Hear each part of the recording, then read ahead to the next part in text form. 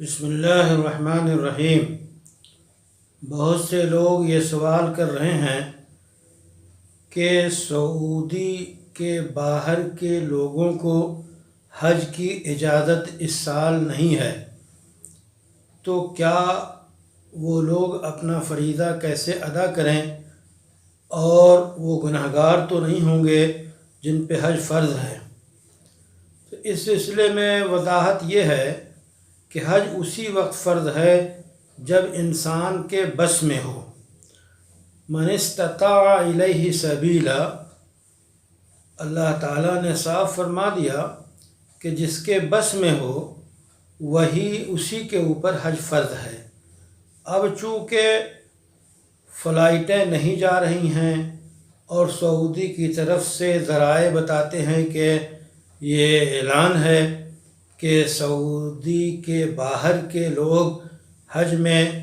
Corona virus کی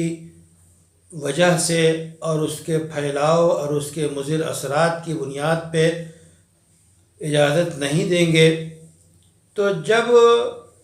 فلائٹیں نہیں ہوں گی، ویزا نہیں ملے گا، جانے کی اجازت نہیں ملے گی،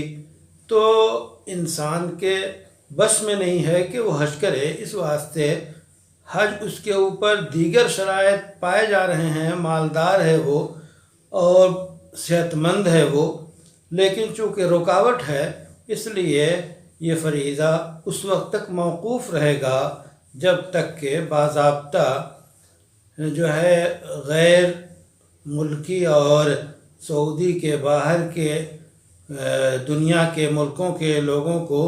حج کی اجازت اور سفر کی اجازت نہ مل جائے، اس وقت تک فریضہ حج موقوف رہے گا اور وہ شخص گنہگار نہیں ہوگا۔ یہ بات تو بہت واضح ہے کہ سعودی کے اندر رہنے والے لوگوں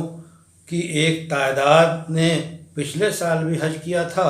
اور اس سال بھی وہ فریضہ ادا کرے گی ایک بڑی تعداد، چاہے اس کا جو پیمانہ ہو۔ البتہ ایک سوال ضرور اٹھتا ہے کہ کورونا وائرس اور اس کے پھیلاؤ اور اس کے مضر اثرات اور اس کے تعدی اور ایک دوسرے کو لگ جانے کی بنیاد پہ یہ فیصلے عالمی طور پہ لیے گئے ہیں، یہ عالمی وبا ہے، عالمی طور پہ سفر کو، فلائٹوں کو جو ہے روک دیا گیا ہے، زندگی بالکل رک سی گئی ہے۔ اس واسطے اس فن کے جو ماہرین ہیں، جو میڈیکل سائنس کے ماہرین ہیں، ڈاکٹر ہیں اور دواؤں اور امراض اور جراثیم کے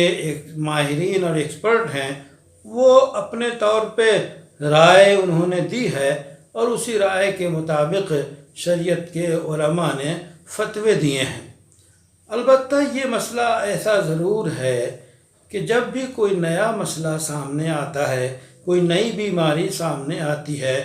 تو اس کے متعلق چونکہ پہلے سے معلومات نہیں ہوتی ہیں، تو ریسرچ اور تحقیق کے مختلف ادوار سے گزرتے گزرتے اس سے دنیا واقف ہوتی ہے۔ یہی معاملہ کورونا وائرس کے بارے میں ہے کہ شروع میں مرنے والے کے جو ہے میت کو اس قدر پیک کر کے دیتے تھے یا ورثہ کے حوالے کرتے ہی نہیں تھے کہ وائرس پھیل جائے گا، لیکن بعد کی تحقیقات نے بتایا کہ مرنے کے بعد ایسے وائرس نہیں پھیلتے، اور اب جو ہے باقاعدہ غسل کرانے اور نہلانے اور دھلانے اور عام طور پہ دفن کرنے کی ایسے میت کو اجازت ہے جس کا کرونا کی شکل ہوئی ہو۔ اس لیے اس مسئلے پہ شریعت کے علماء کو عالمی طور پہ کہ جو ہے وہ وائرس کے ماہرین ڈاکٹروں کے ساتھ بیٹھ کے مزید غور کرنا چاہیے، تحقیق کرنا چاہیے اور اس حقیقت تک پہنچنے کی کوشش کرنی چاہیے تاکہ اس مرض سے